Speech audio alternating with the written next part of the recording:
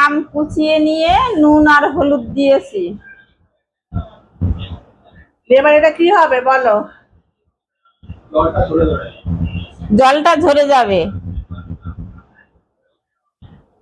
জলটা বলবো তো,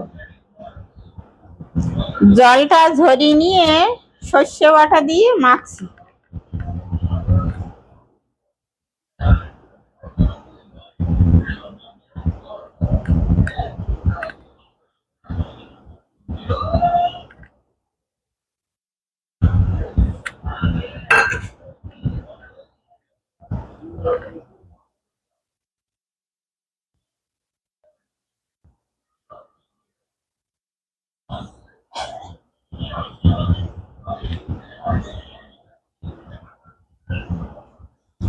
দেখতে তো খুব ভালো লাগবে।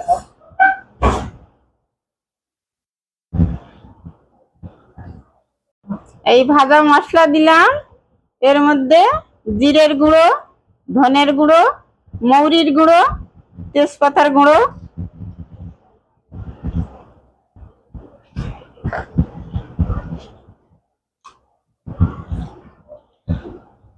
এই যে সব মেশানো হচ্ছে আমটা, এইগুলো দিয়ে মেশানো হচ্ছে আমগুলো।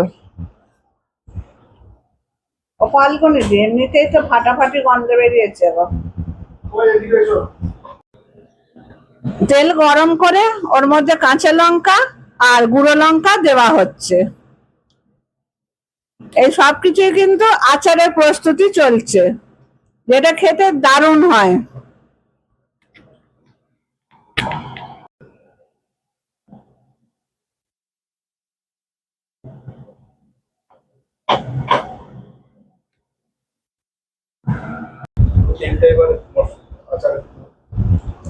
তেলটা এবারে আচারে দিয়ে দিলাম।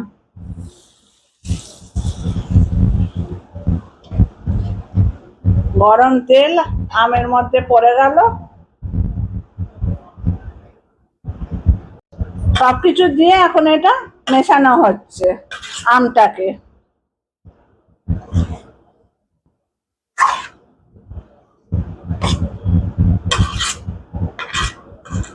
এবার দেওয়া হলো গুঁড়ো চিনি। এবার দেওয়া হলো গুঁড়ো চিনি, বিট লবণ দেওয়া হলো।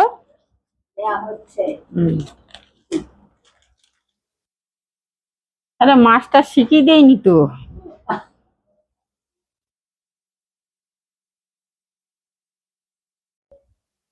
আর একটু লঙ্কা গুঁড়ো দেওয়া হচ্ছে।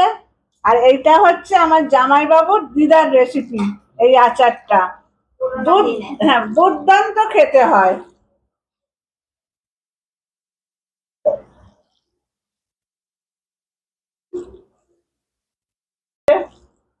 ফাল্গুনিদি খুব মন দিয়ে আচারটা তৈরি করছে।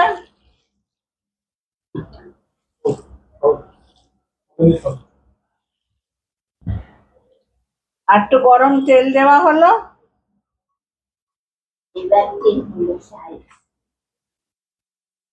গরম ফাল্গুনি দিয়ে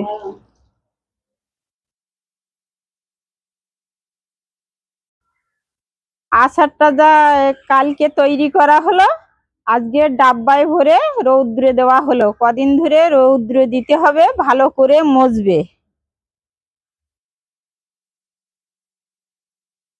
মজলেই আচার রেডি।